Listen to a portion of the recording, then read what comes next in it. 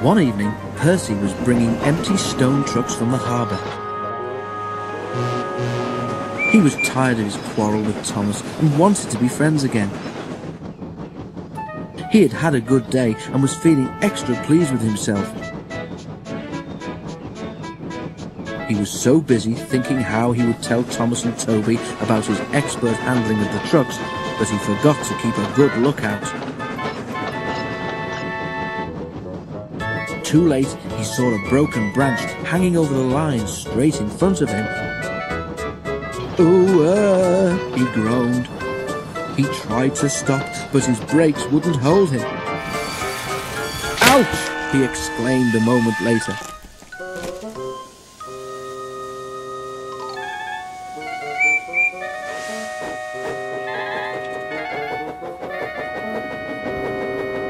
Percy was more startled than hurt, but his front was still sore when they reached the shed.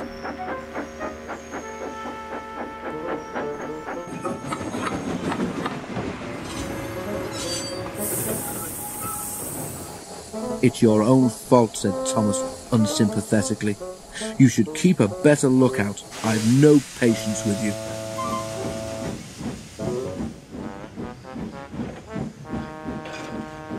"Pooh," retorted Percy huffily.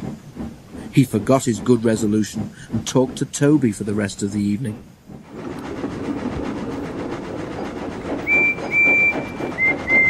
Percy didn't speak to Thomas the next day either.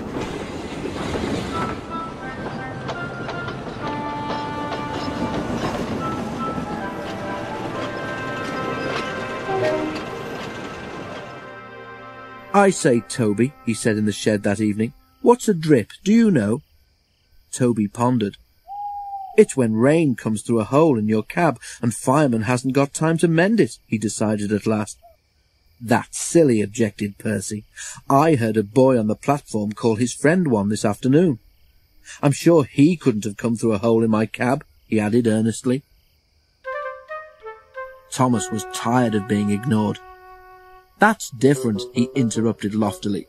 "The boy just thought his friend was being a coward, or silly, or a spoilsport." Percy thought about this. "So if," he suggested reflectively, "if you stopped me from doing something nice, would you be a drip, Thomas?" "You're the drip," answered Thomas crossly. "Now go to sleep like a sensible engine and stop talking nonsense." Percy was offended. Instead of going to sleep, he became even more determined to pay Thomas out.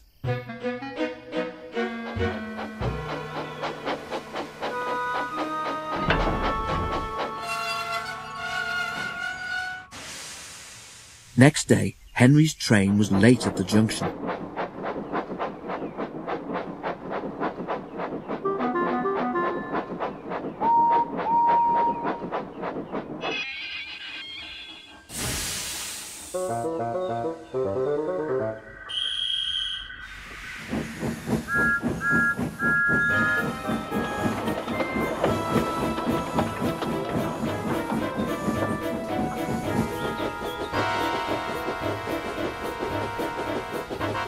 When Thomas set out along the valley, he was trying to make up for lost time. Suddenly, there was a loud bang, and something hard hit the bottom of his left-hand water tank. "Ouch!" exclaimed Thomas and stopped. As he did so, he felt water splashing cold against his wheels. "One of your side rods has broken," said his driver. "It's swung up and punctured your tank. We'll have to get help."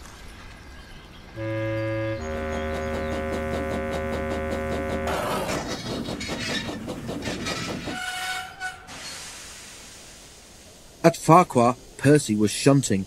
The station master came up. "Leave those trucks, please, Percy," he said. "Thomas has got a hole in his water tank. There's water dripping everywhere, and he can't get home on his own." Percy was still cross with Thomas. "I won't go," he said. "Thomas called me a drip. Let him jolly well stay there and drip himself." "But what about Annie and Clarabelle and the passengers?" reminded Percy's driver. Do they deserve to stay out all night too? Percy was sorry at once. I forgot them, he said. We must rescue them in case they turn into drips too.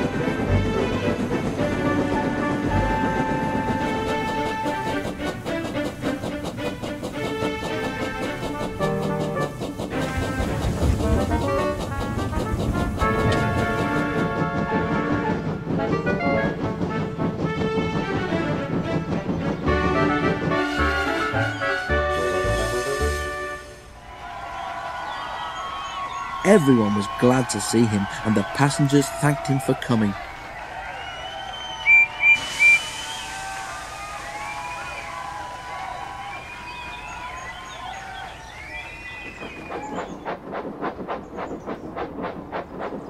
"I'm sorry I was rude," said Thomas as Percy helped him back to the shed.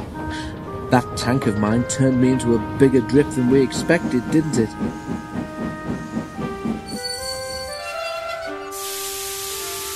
"Can we be friends again, please?" Percy was delighted to agree.